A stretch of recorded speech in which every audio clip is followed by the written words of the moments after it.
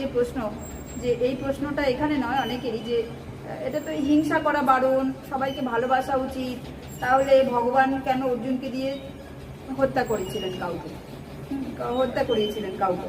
এখানে ওখানে দেহ এবং যেহেতু শরীর এমনি বিনষ্ট হয়, আত্মার কখনো মৃত্যুই নেই, সাংখ্যযোগে দেখিয়েছে দেহ এবং আত্মাকে আলাদা করে, এটা একটা কারণ।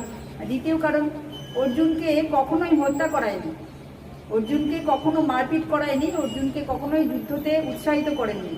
কেন? কারণ অর্জুনের তখন ওটা ডিউটি ছিল।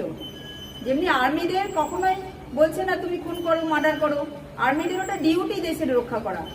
বর্ডারে রয়েছে, বর্ডারে আর্মিরা তার সিনিয়রের ইনস্ট্রাকশন মানতে বাধ্য, ওটা কাউকে মারা হয় না, ওটা দেশকে রক্ষা করা, ওটাও সব থেকে বড় ভগবত ভক্তি। দেশকে রক্ষা করার জন্য দেশের শত্রুদের বিনাশ করছে।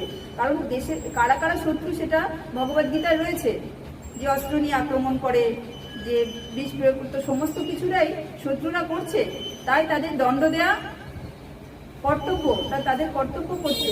তো ওই স্থানে অর্জুন ছিলেন, অর্জুন কাউকে হত্যা করায়নি, অর্জুনের ডিউটি এখন তাই ছিল। কেন? কারণ অর্জুন ছিলেন রাজা। তো রাজার কি ডিউটি ছিল? দেশকে রক্ষা করা। এখন যখন আর্মিদের কাজ, নেতার কাজ দেশকে রক্ষা করা, তো তখন রাজাদের কর্তব্য ছিল দেশকে রক্ষা করা।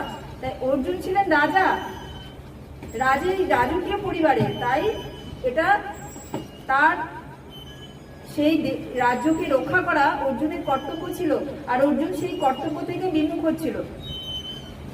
যেমনি এখন যদি বড় বড় ব্যবসায়ী, আম্বানি বা যারা যারা বড় বড়, তারা যদি বলে এখন আমি আর কাজ করবো না, তাহলে কি হবে?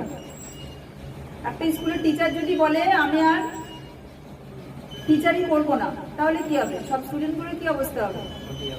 হ্যাঁ, এখন যে যে পজিশনে আছে সে যদি বলে আমি আর ডিউটি করবো না, একটা ডাক্তার যদি বলে আমি আর ডাক্তারি করবো না, পেশেন্টের কি হবে?